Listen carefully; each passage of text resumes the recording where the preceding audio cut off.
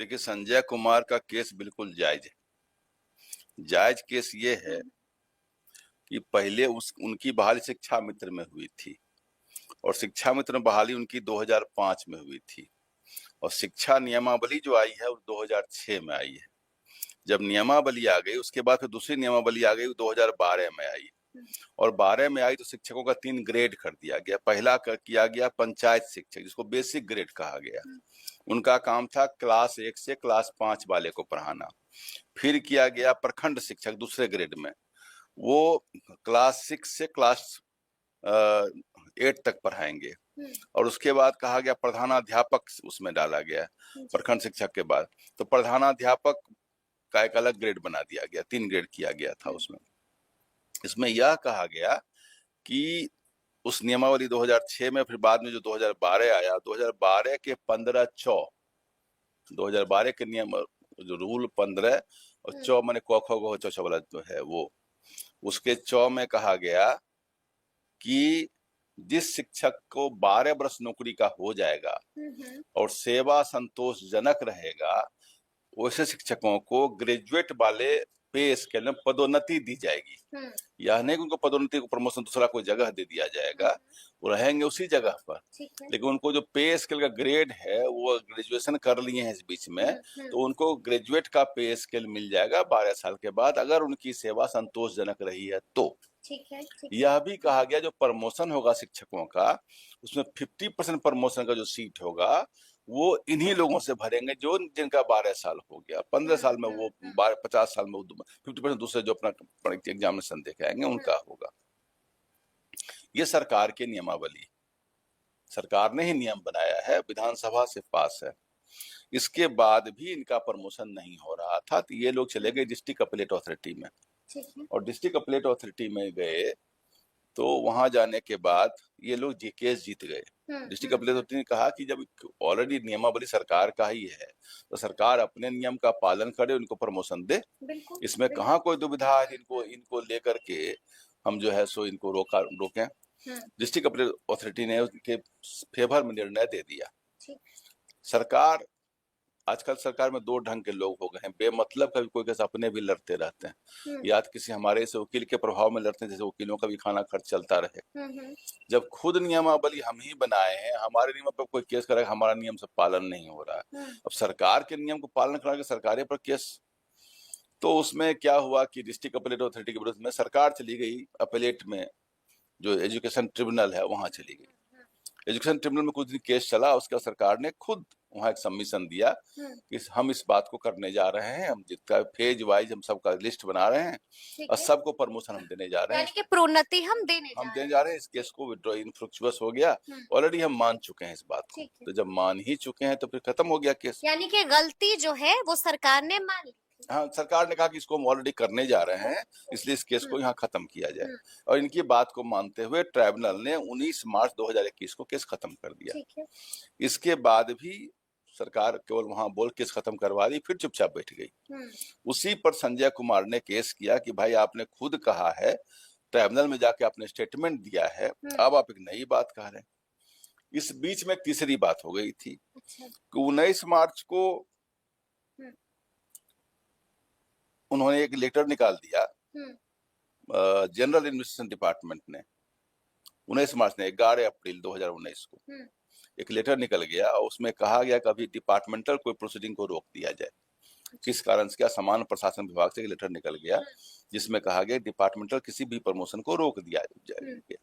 उसको सब प्रमोशन, उसमें उन्होंने कहा कि भाई सब प्रमोशन ही रोक दिया गया बिहार सरकार में, किसी के भी डिपार्टमेंटल प्रमोशन नहीं होगी, और सामान्य प्रशासन विभाग का लेटर निकला हुआ है 11 अप्रैल 2019 की डेट से, इसलिए प्रमोशन को रोक दिया गया। इस लेटर को पुनः 13 अक्टूबर 2023 को विड्रॉ कर लिया गया। अच्छा। बिहार सरकार ने खुद विड्रॉ कर लिया। तब तो मामला कोई रोक का नहीं हुआ, बीच में रोक लगाया फिर तो उठा लिया, अब उसको तो प्रमोशन मिलना चाहिए था। तो इसके विरुद्ध में ये लोग चले गए ऑनरेबल हाई कोर्ट।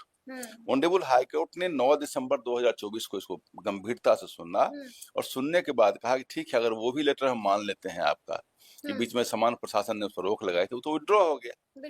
जब विड्रॉ हो गया तो अब कोई एम्बार्गो तो नहीं, आपके ऊपर कोई रोक तो लगा हुआ है नहीं, अब इनको प्रमोशन अब दीजिए, और जो आपके नियमावली 15 में लिखा हुआ है 2012 में, उस 15 के हिसाब से इनको प्रमोशन अब दे दीजिए। आपने खुद लिखा, और उसी में ऑनरेबल सुप्रीम हाई कोर्ट ने यह भी कहा है, यह उनके मौलिक अधिकार के अनुच्छेद 14, अनुच्छेद 16, अनुच्छेद 21 का उल्लंघन है। और इससे शिक्षकों को क्या है कि एक प्रमोशन मिलता है, काम में अधिक वो होता है, तो उससे उनकी कार्य क्षमता बढ़ती है। बोला सर्विस मैटर का तो ये बहुत बड़ा एक जरूरी चीज है जो होना होना ही चाहिए, और इनको देखते हुए खुद आपने कानून बनाया है। जब खुद नियमावली बनाई है तो अपने ही नियमावली को नहीं पालन करना, इसका मतलब किसी व्यक्ति का हुक्म चल रहा है इसमें। यानी कि पटना हाई कोर्ट ने साल 2024 में ये फैसला सुनाया, और साथ में यह भी कहा कि 90 दिनों के अंदर, उन्होंने कहा कि हमको बनाने में समय लगेगा, शिक्षकों की संख्या बहुत ज्यादा है। बोला इसका मतलब क्या है? कोर्ट ने कहा इसका क्या मतलब, कितना समय लगेगा, और अंतहीन समय होगा?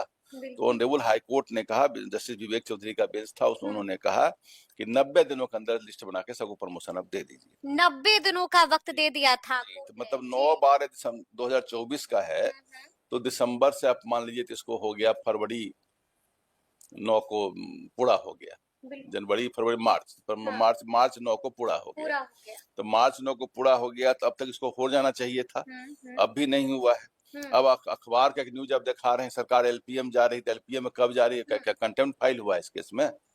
हमारे चूंकि नॉलेज में यह नहीं इसमें कोई कंटेम्प्ट फाइल हुआ, सर कंटेम्प्ट में नहीं सरकार जा कहेगी हम एलपीए फाइल करने जा रहे हैं। सिंगल जज का ऑर्डर है, एलपीए में सरकार जा सकती है, लेकिन एलपीए में जब खुद ही नियमावली में है, ट्राइब्यूनल में खुद जाके स्टेटमेंट दिए हुए, एलपीए इसे कैसे में लाई नहीं करता जहाँ आपका अपना सबमिशन, ये तो आपका कंसेंट दिया हुआ हम करने जा रहे हैं। लेकिन वकील साहब, सबसे पहले तो हम आपसे ये भी समझना चाहेंगे कि एलपीए होता क्या है? एलपीए होता है इंट्रा कोर्ट अपील। अच्छा। जब सिंगल जज का ऑर्डर होता है रिट मैटर में, और बहुत सारे केस में जिसमें कि कोर्ट के ऑनरेबल हाई कोर्ट के अंदर ही एक अपील होता है उस सिंगल जज ऑर्डर के विरुद्ध में कि साहब हमारी बात को ठीक सुना नहीं गया, इसको पुनः सुना जाए। तो एलपीए नॉर्मली एक विशेष प्रोविजन है जिसको कि जॉर्ज 5 ने आकर के दिया था, अपेंडिक्स 10 में ला करके कहा कि भाई इसको, उसके लोग उस समय तो लंदन में सुप्रीम कोर्ट हुआ करता था ना, तो उन्होंने कहा कि भाई कोर्ट के अंदर ही, क्योंकि बहुत लोगों के लिए हाई कोर्ट ही सुप्रीम कोर्ट है, इसके बाद वो कहीं जा भी नहीं सकता। नॉर्मली जब हाई कोर्ट में बेल मैटर भी जाता है तो हम लोग भी बात बोलते हैं, हाई कोर्ट में अगर बेल नहीं होगा तो अधिकतर लोगों की क्षमता नहीं सुप्रीम कोर्ट जा सके, इसलिए हाई कोर्ट को इस बात को समझना पड़ता है कि यहाँ नहीं होगा रिलीफ, राहत यहाँ नहीं मिलेगी तो कहाँ मिलेगी। तो उस हालत में कहा कि ठीक है, ऐसे केसेस जो यहाँ से ही स्टार्ट होते हैं, तो हाई कोर्ट से उसमें एक इंट्रा कोर्ट अपील दिया है, जिसमें कि डिवीजन अगर सिंगल जज का है तो 2 जज बैठ करके उसका फैसला लेते हैं, उसको कहते हैं लेटर पेटेंट अपील।